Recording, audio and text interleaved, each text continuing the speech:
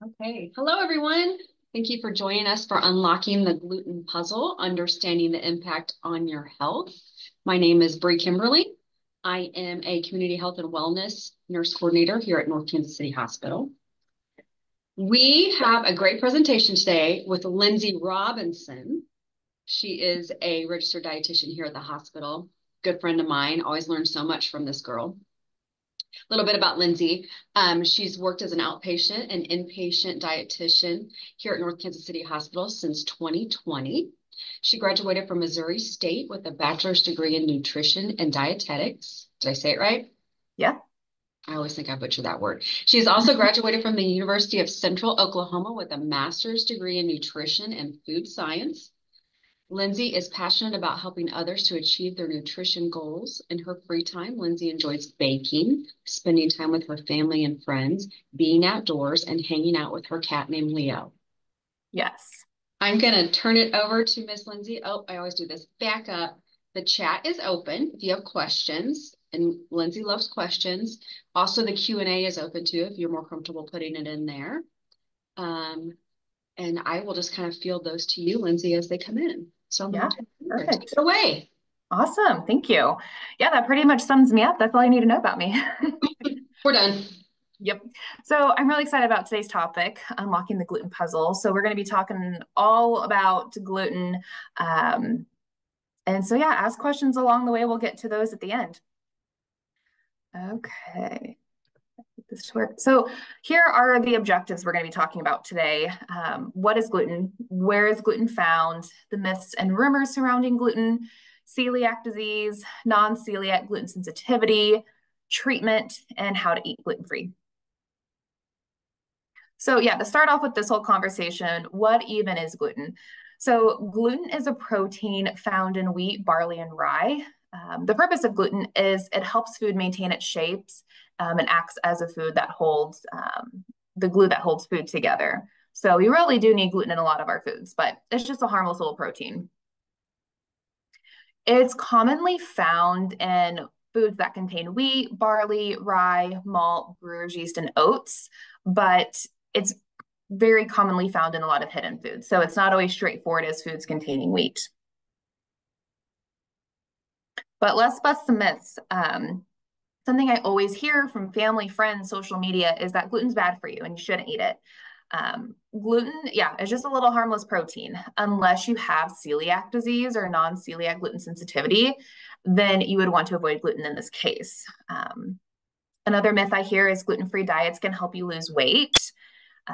But gluten-free products often contain a lot more sugar, a lot more fat than the traditional products that contain gluten, which actually may lead to weight gain and insulin resistance. And another myth I always hear is gluten causes fatigue and snaps your energy. So what the whole snapping energy, fatigue, and the weight loss conversation comes in is whenever you stop eating a lot of processed foods, simple carbs, you limit eating out, you start eating a lot more whole foods, fruits, vegetables, then you're going to have more energy. That's going to help you lose weight. So the boost of energy comes from the addition of healthy foods, not the lack of gluten itself. So, and we're going to be talking a little bit more about that too. And to look at the flip side of that, there's actually a lot of benefits to eating gluten because it's often associated with foods containing wheat, like your whole grains, whole wheat products, like brown rice, oatmeal, whole wheat pasta, whole grain bread, whole grain crackers, anything like that. And consuming those whole grains or whole wheat products actually decreases our risk of heart disease because whole grains have a lot more nutrients, fiber, like your iron and B vitamins. And fiber does a lot for our body. It's going to help decrease our cholesterol, specifically the LDL cholesterol, because that one in large amounts can build up plaque in our arteries. And a little mini fun fact, whole grain, whole wheat is the same thing. It's just those two words get used interchangeably. So therefore, avoiding gluten may increase the risk of heart disease due to decreased consumption of whole grains. But if you're thinking to yourself, well, hey, I'm one of those people that I can't have gluten, don't worry, there's a lot of other things we can do to promote heart health, but still be gluten-free. But just if you don't need to be, you know, there's a little bit benefits there. So what is celiac disease? It's a genetic autoimmune disorder where the consumption of gluten damages the small intestine. This really affects about 1 in 100 people worldwide. It does have that genetic hereditary component to it, but it doesn't always. But people with a first degree relative, like a parent, child, sibling with celiac disease, have about a 1 in 10 risk of developing it. And it can develop at any age. I know people who have developed it as little kids. I just saw someone in their 60s that developed celiac disease. I also see a lot in 30, 40-year-olds. I mean, it can happen at any time. And we don't always know why, which can be really frustrating. So sometimes it goes undiagnosed for years and now we're just catching it, or it just all of a sudden your body decides, hey, we're not going to tolerate this. So what really goes on with celiac disease is whenever gluten is consumed, your body begins an immune response that attacks your small intestine. And it damages the microvilli, which are these small finger-like projections that line your small intestine and that promote nutrient absorption. So as you can see here down at the bottom, the normal little finger-like projections, that's how we absorb all of our food. But whenever we eat gluten, those get flattened out, those get damaged, as you can see, and we're not able to absorb certain nutrients. So yeah, nutrients cannot be absorbed properly in the body, and this can often result in vitamin and mineral deficiencies if you have celiac disease. So how to test this is go to your doctor yearly, get your lab work done, and they can always check those labs. And then if left untreated, celiac disease can lead to serious health problems. So it's important that if you do have it, you do avoid gluten. And we're going to talk more about that as well. But it can develop other autoimmune disorders. Some include type 1 diabetes, multiple sclerosis, anemia, osteoporosis, infertility, miscarriages, neurological conditions, heart disease, dermatitis, intestinal cancers. But the good news with all of this is once you start avoiding gluten, everything goes back to normal. So you start absorbing everything, those microvilli pop right back up. So it's not forever damaged. There's more than 200 signs and symptoms for celiac disease. Some people have none at all. Some people have a lot of them, and they can often be confused for other things. So a lot of people that I see get diagnosed, they've kind of gone through a whole slew of other testing before they figure that that's what it is.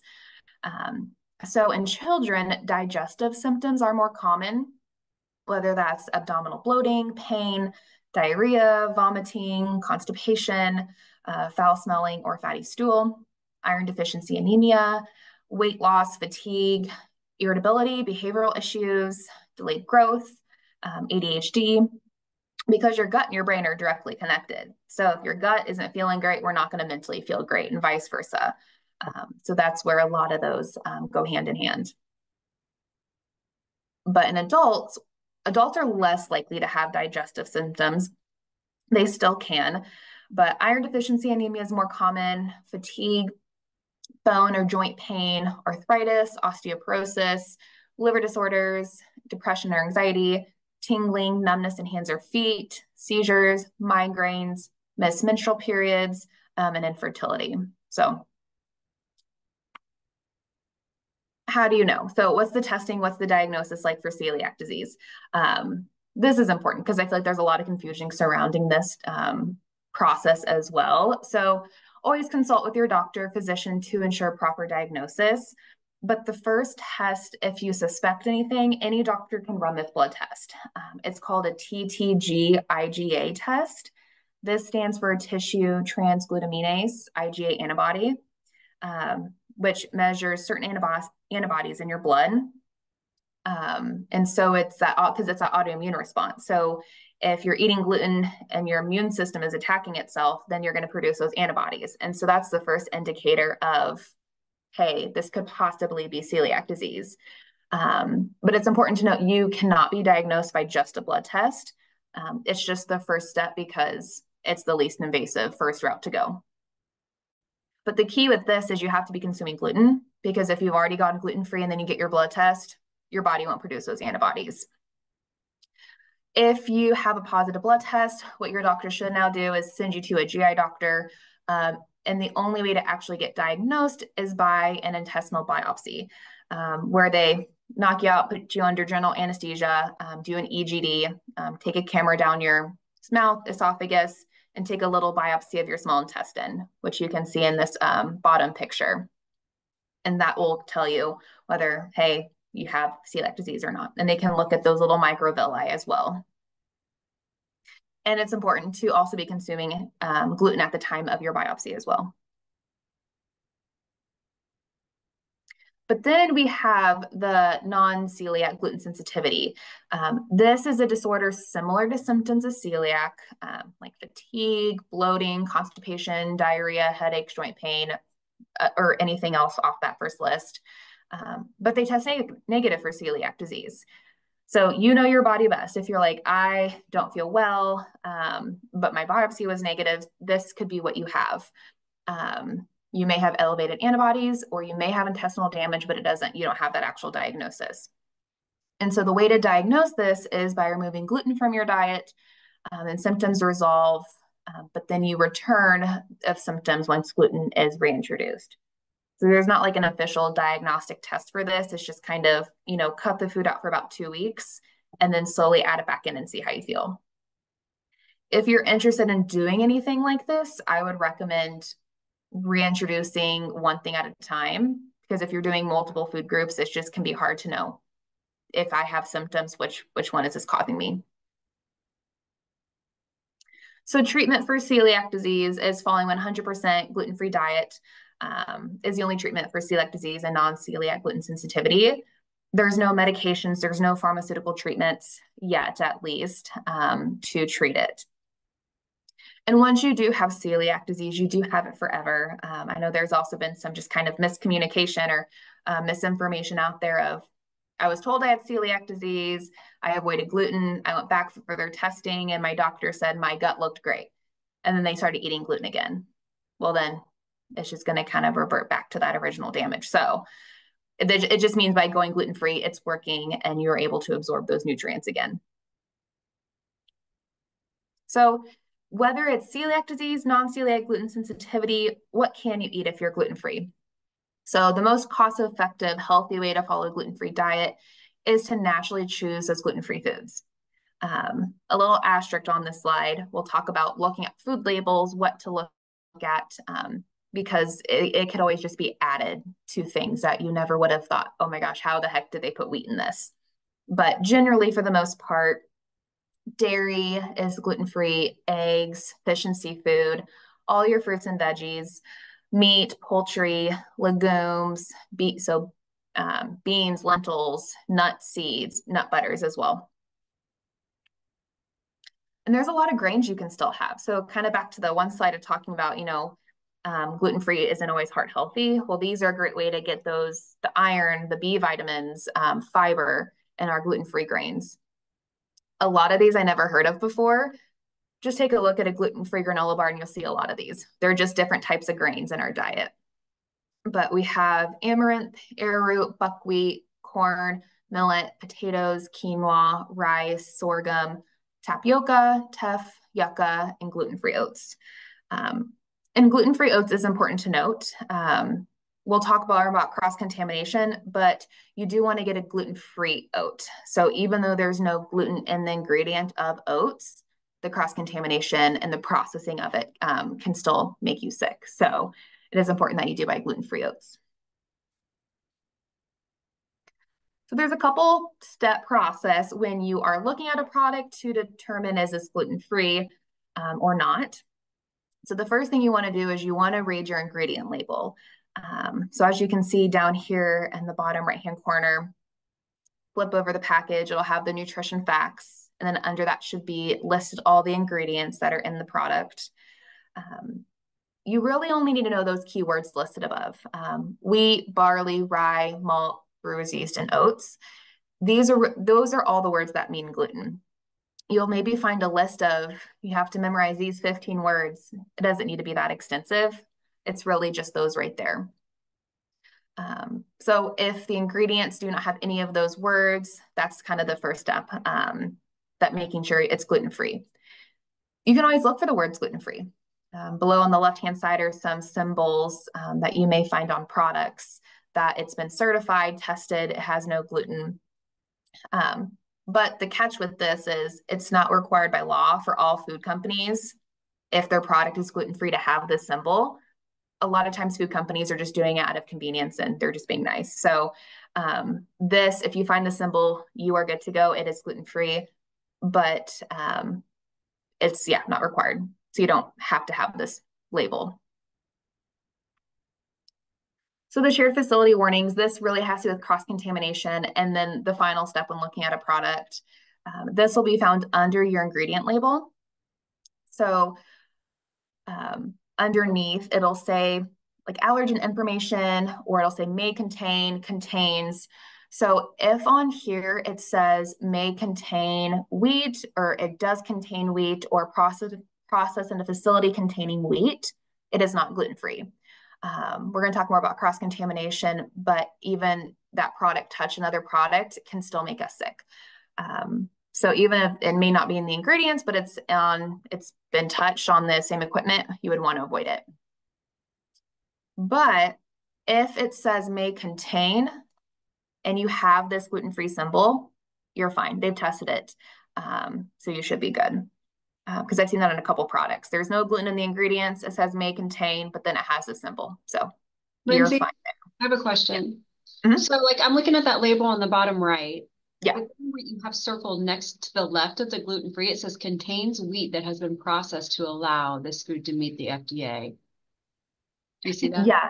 Yeah. And so then they test it. So then that it's really confusing. I would say I've never actually seen it say this before. This must be a little, I've never seen it say contain wheat and the gluten-free symbol. A lot of times I've only seen it say may contain, but if it has that symbol, it's been tested.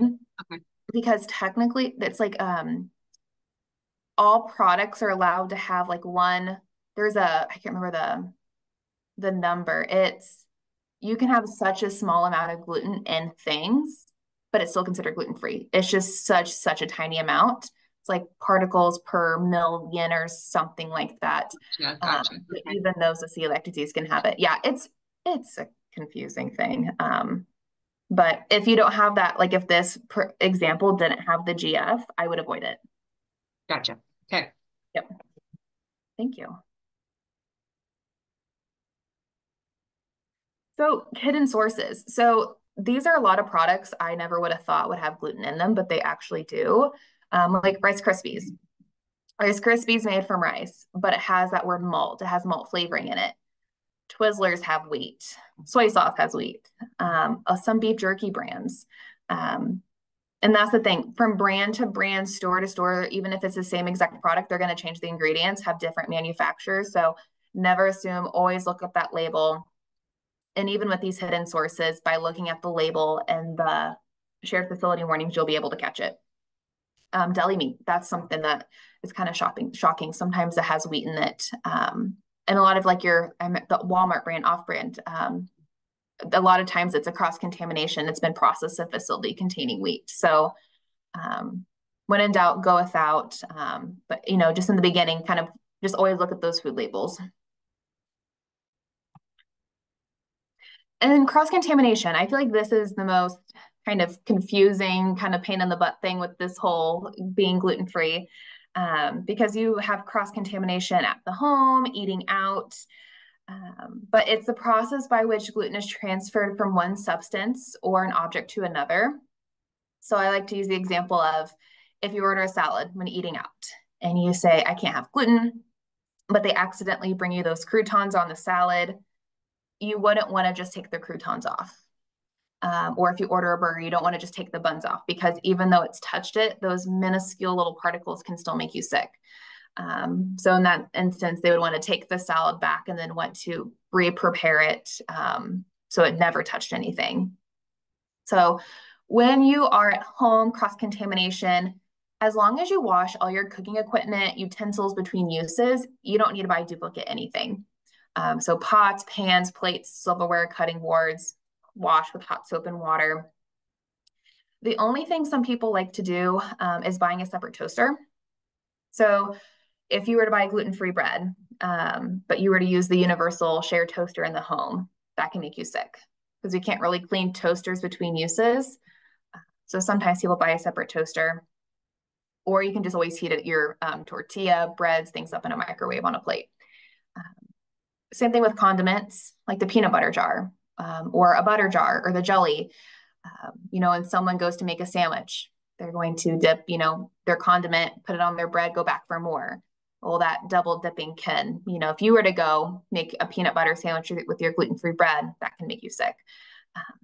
So I know a lot of people that buy separate condiments, take a Sharpie, write GF on your peanut butter jar. Let's have 2 peanut butter jars.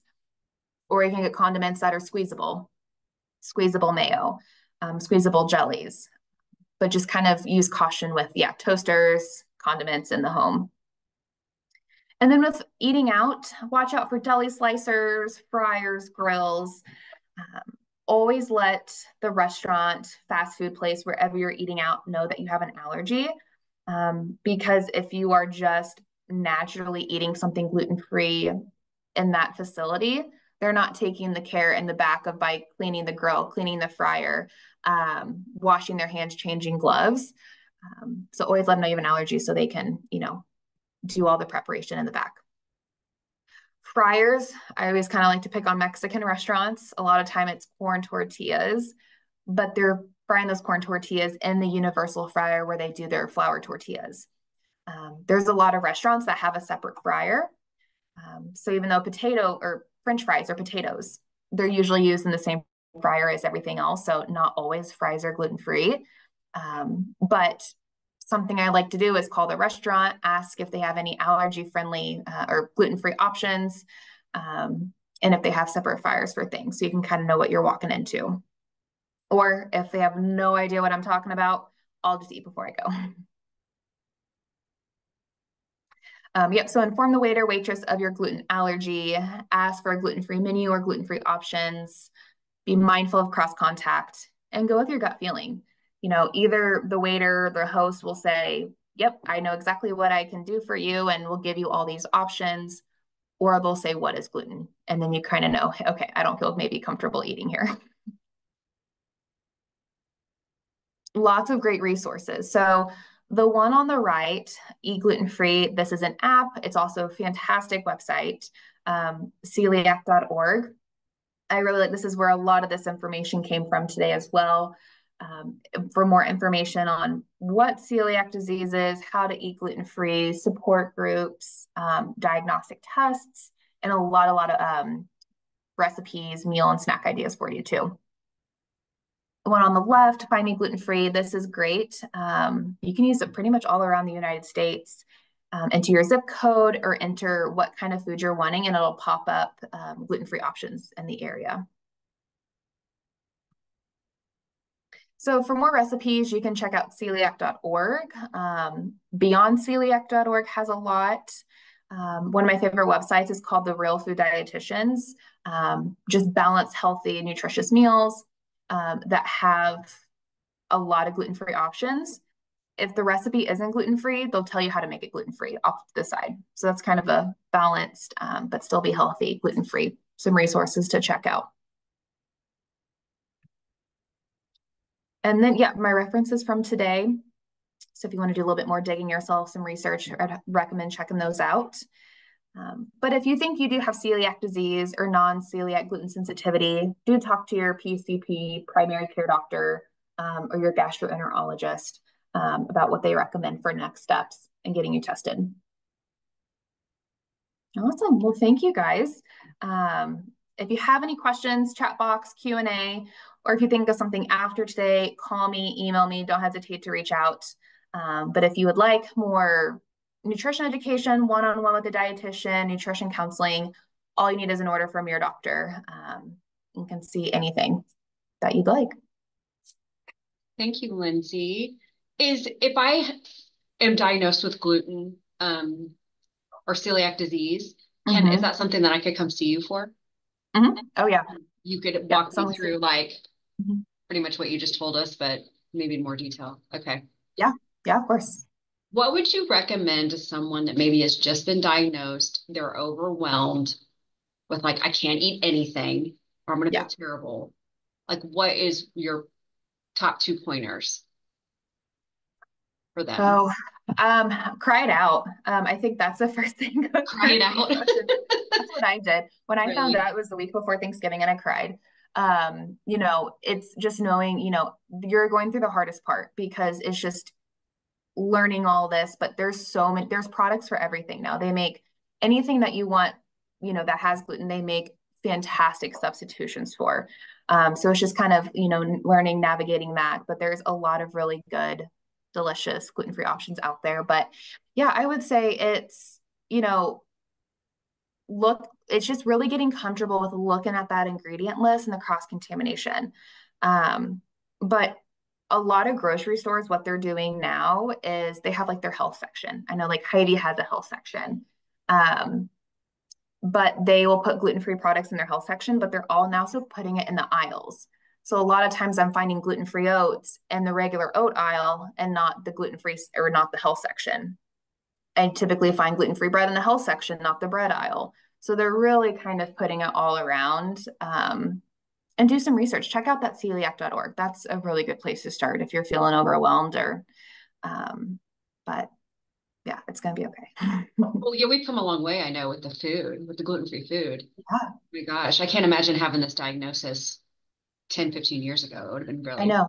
Because yeah, if you wanted a brownie, it's like too yeah, bad you can't have a brownie, or do you have to make the decision, do I have this and be sick? But now oh my gosh, there's so many good cake, cookie, brownie recipes to, yeah, still be able to enjoy all foods. so with the is it an allergy or is it more of a autoimmune in sensitivity? Yes. So allergy, so celiac disease is autoimmune, allergy, same thing. But then food intolerance, food sensitivity, that's the same thing. That's more of you don't have an allergy, you're just maybe your gut's not reacting to it. And that's the non-celiac gluten sensitivity. So that's more sensitivity food intolerance. Okay. Yeah. So is anybody have such a significant allergy to gluten that they could have an anaphylactic reaction? Some people, yeah. Really? Okay. And then those people you would want like an EpiPen.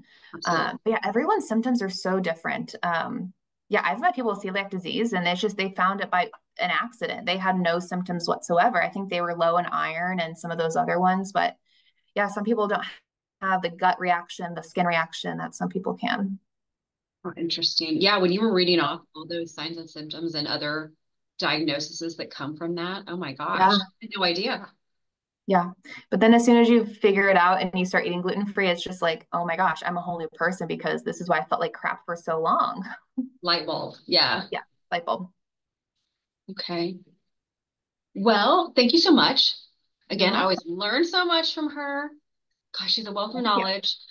Remember, you can always get a hold of Lindsey there. Her references are on the screen. Contact your physician if you want to get a dietitian referral. And if you have any other questions, feel free to email myself or Lindsey. We also have a ton of other great content on our YouTube channel. So if you go to North Kansas City Hospital, search that within YouTube, and we have lots of other videos. This video will be uploaded there here in the next week or so. Um, yeah. And so have a great one, guys. Thanks, Lindsey. You're welcome. All right, we'll see you later. Bye.